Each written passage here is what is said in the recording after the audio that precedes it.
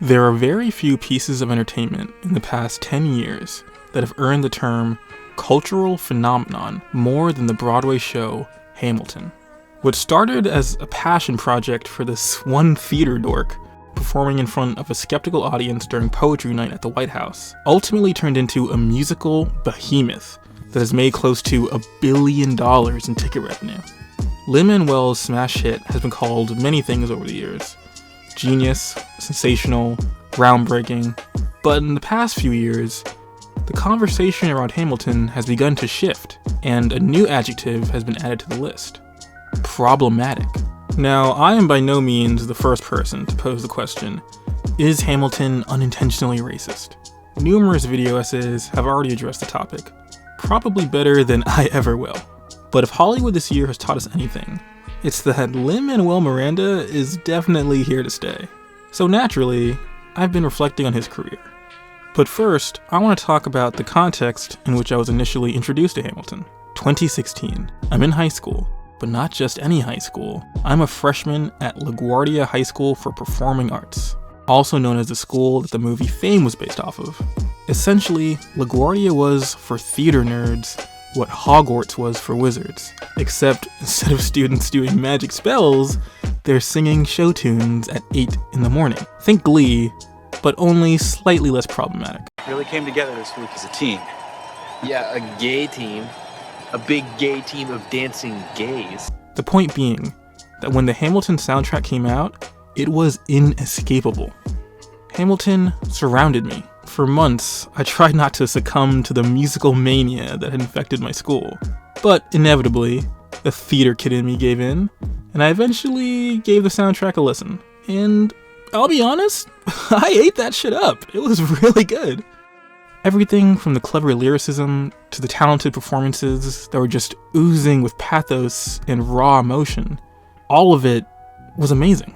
I, like millions of Americans, were completely swept up in the whirlpool of melodic serotonin that Hamilton provided. I think in 2021, it's easy to forget just how different the social climate was merely 5 years ago. This was pre-Trump, pre-Me Too movement, and pre-George Floyd. In the years following Hamilton's initial success, the cultural zeitgeist shifted, and the hegemonic status quo of cis white men was threatened in a way it never had been before. We were finally holding people accountable that needed to be held accountable, and having uncomfortable conversations that needed to be had. But with these uncomfortable conversations also came unfortunate realizations. One being that behind all its feel-good galore and undeniable creativity, Hamilton the musical is nationalist propaganda. Propaganda that is very, very effective. I mean, like, honestly, the US could spend millions of dollars on new Army Strong ad campaigns, and no one would care. But if you put Leslie Odom Jr. and Philippa Sue in it, bro, recruitment numbers would go through the roof. I mean, granted, the army would mainly consist of theater kids, so we'd still lose the war anyways, but alas. That was beautiful! Hamilton prides itself on making history entertaining and accessible beyond the classroom.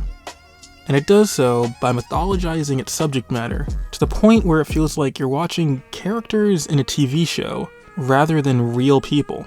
Between the larger-than-life portrayal of George Washington and the eccentric charisma of Thomas Jefferson, these founding fathers are depicted in such a flattering light that it's easy to forget you're still watching a fan fiction about slave owners. A common defense of the musical is that Hamilton should be interpreted as historical satire. I mean, after all, just the mere notion of rap battles in the 18th century is evidence enough that the world Miranda crafted isn't meant to be taken seriously, right? The problem with this defense is that the satire isn't consistent. On one hand, numerous aspects of Hamilton are clearly lampooning the self-seriousness of American politics through the lens of modern hip-hop. But on the other hand, there are distinct moments in the show, like One Last Time, the melodramatic song about George Washington's farewell address, that drop any levity or satire in favor of romanticizing the founding fathers with the reverence of a character in the Bible. The argument over what constitutes historical satire is an interesting one, and brings to mind something like 2019's Jojo Rabbit, Both Hamilton and Jojo Rabbit are similar in the sense that they both depict people who did objectively awful things, but in a mostly playful and fun manner.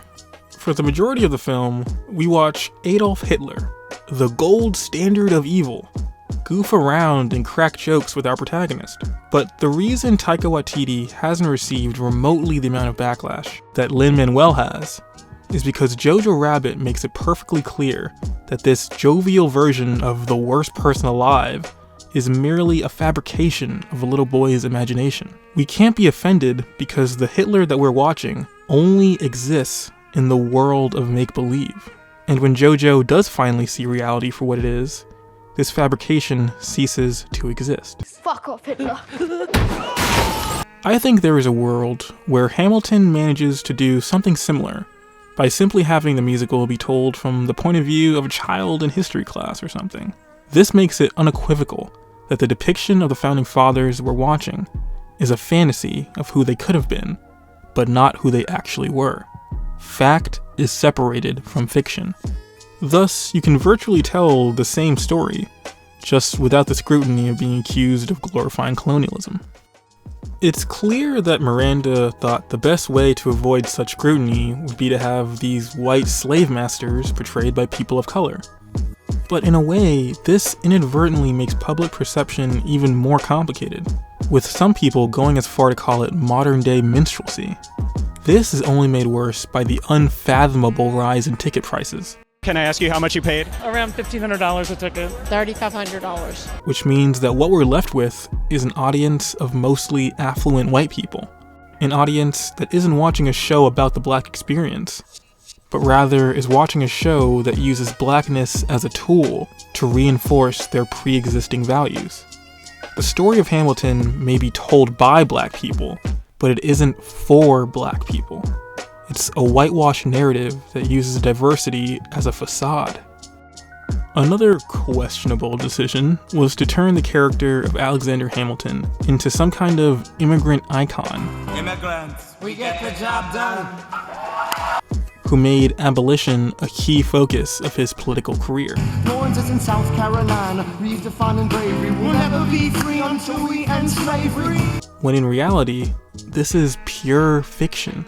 Yes, it's true Hamilton denounced the practice of slavery, but he still married into a family of slave owners, all while facing none of the real bigotry that immigrants have and continue to endure in the country that he helped build. This is the most dangerous form of revisionist history there is.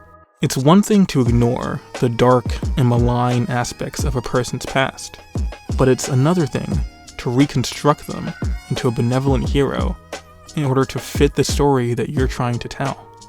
Think P.T. Barnum in The Greatest Showman, being depicted as this great guy who welcomed minoritized performers with open arms, when in reality, Barnum would notoriously lock up these same groups of people in cages and parade them around the country as a freak show exhibit. Or how about the classic depiction of John Smith in Pocahontas? You know, the loving, kind-hearted embodiment of English tolerance, minus the whole genocide and rape part.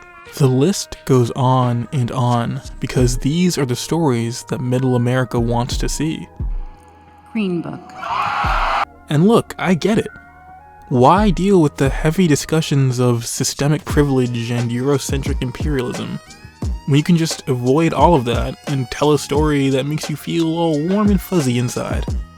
I don't envy the job of Lin Manuel Miranda, or any creator who wants to make art that is by no fault of their own linked to an undeniably problematic context. And when walking on the proverbial eggshells of this revisionist landscape, it's impossible to know if one is truly successful. Should a show like Bridgerton be applauded for its diversity, or should it be dragged for romanticizing the British Empire and avoiding any actual dialogue about race relations? Did Marvel's Falcon and the Winter Soldier do enough to justify a black man taking up the mantle of Captain America? Or does it still end up glorifying a character that fundamentally perpetuates the military-industrial complex and a cops without borders mentality? Should shows like these be cancelled for their flaws? Or do they still have something meaningful to offer?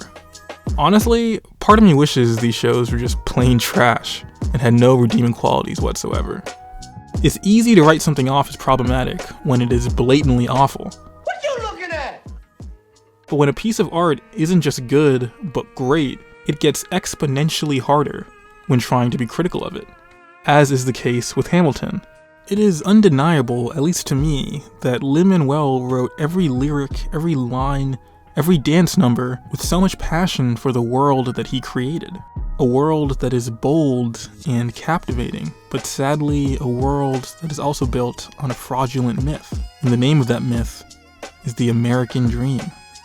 Historian Lyra Montero wrote in her critique about the musical that one of the first lines says that Hamilton, quote, got a lot farther by working a lot harder, by being a lot smarter, by being a self-starter, end quote.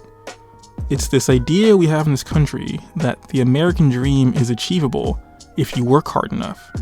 And if you are poor and unsuccessful, it's because you didn't try, and therefore you deserve what you have, or rather what you don't have.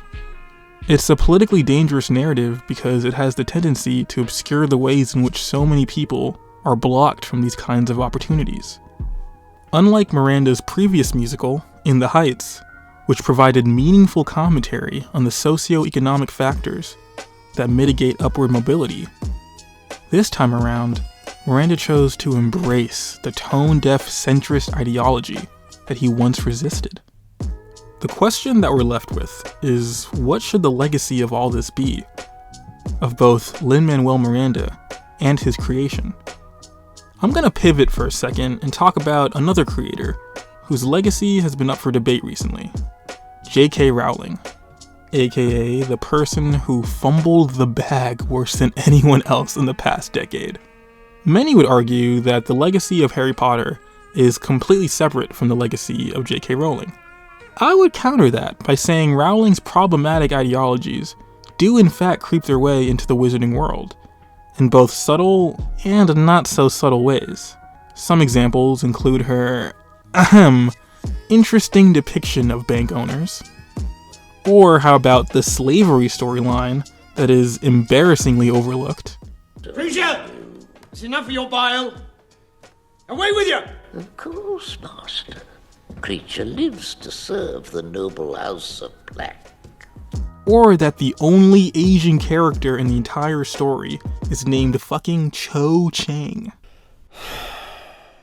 The reason I bring up Harry Potter, and the point I'm making, is that despite all of these deep problems with the books and their author, at the end of the day, you can never truly take away the feeling someone got when they first read them, or how they felt growing up with the movies. Sentimentality is a powerful emotion, and I don't want this video to invalidate that. Hamilton hasn't been around for 20 years, so it's way too early to call it a childhood staple or anything like that. However, even in just the few years Hamilton has been around, the impact can't be denied. It's everywhere. It's palpable.